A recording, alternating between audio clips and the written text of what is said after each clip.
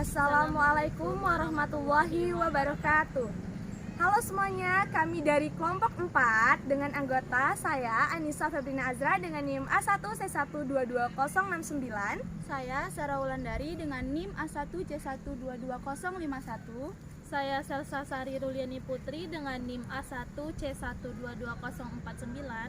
Saya Roli Munte dengan NIM A1C122057. Kami dari kelas reguler C, Program Studi Pendidikan Kimia, Fakultas Keguruan Ilmu Pendidikan. Pada kesempatan kali ini kami akan mengerjakan tugas tentang wawasan Nusantara.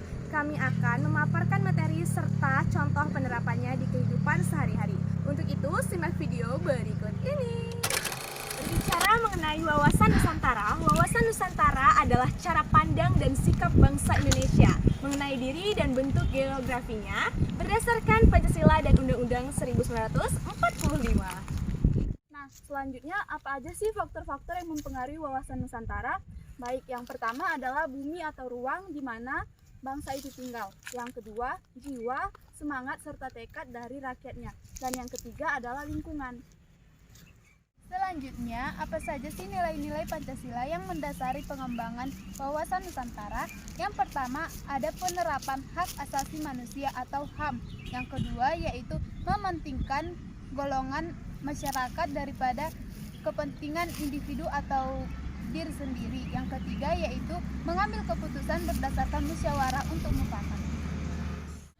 Adapun tujuan wawasan Nusantara, yang pertama yaitu tujuan nasional yang bisa kita lihat di pembukaan Undang-Undang Dasar 1945.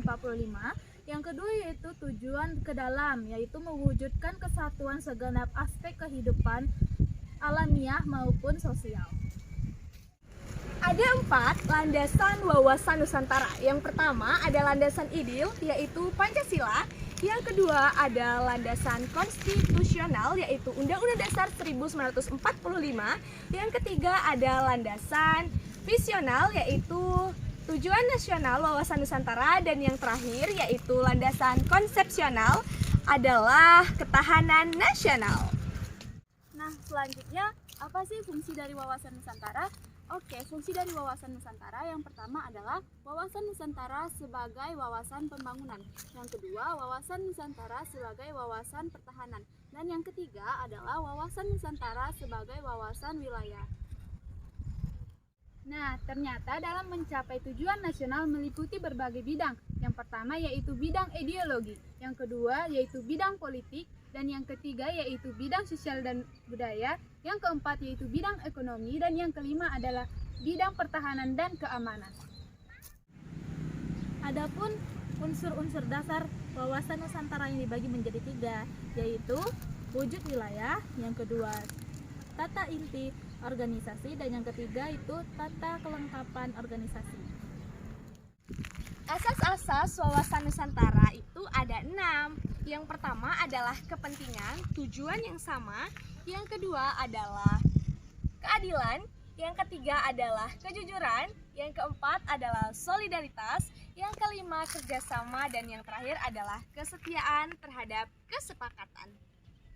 Arah pandang wawasan Nusantara terbagi menjadi 2. Yang pertama adalah arah pandang ke dalam, dan yang kedua adalah arah pandang keluar.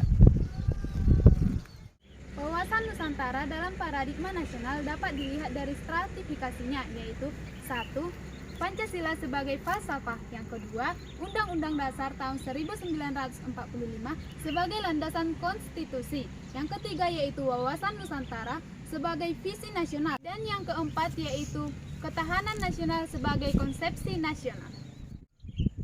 Adapun implementasi wawasan Nusantara yaitu ada di kehidupan politik, kehidupan sosial, dan kehidupan ekonomi.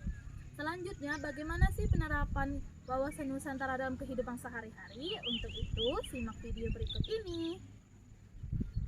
Contoh penerapan wawasan Nusantara di kehidupan sehari-hari. Yang pertama, membeli makanan khas Indonesia. Nah, di sini kami membeli makanan khas Indonesia, yaitu bakso. Selain sebagai penerapan wawasan Nusantara, membeli bakso atau makanan khas Indonesia juga sebagai cerminan cinta terhadap bangsa.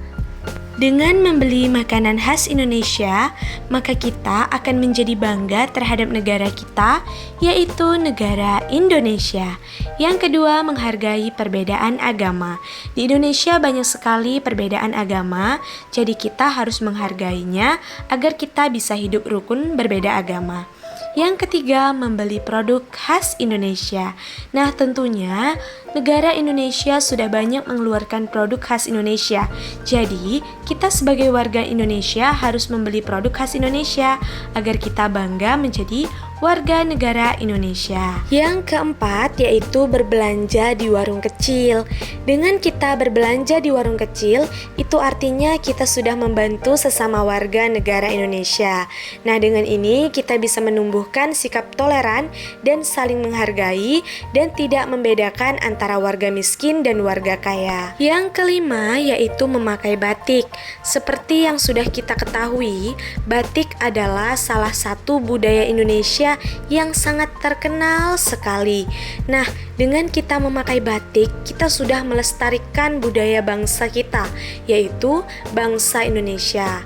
Dengan kita memakai batik, kita juga memiliki rasa bangga terhadap bangsa Indonesia yang kaya akan budaya dan sudah sangat mendunia. Selain menumbuhkan sikap bangga, memakai batik juga salah satu cara kita untuk menghormati budaya kita, yaitu budaya Indonesia. Nah, jadi kita sebagai mahasiswa, khususnya masyarakat Indonesia, harus bisa nih melakukan penerapan terhadap wawasan Nusantara seperti yang sudah kami contohkan tadi. Baik, sekian video wawasan Nusantara dari kelompok kami. Jika terdapat kesalahan dalam berkata-kata, kami mohon maaf. Sekian dan terima kasih. Wassalamualaikum warahmatullahi wabarakatuh. Dah.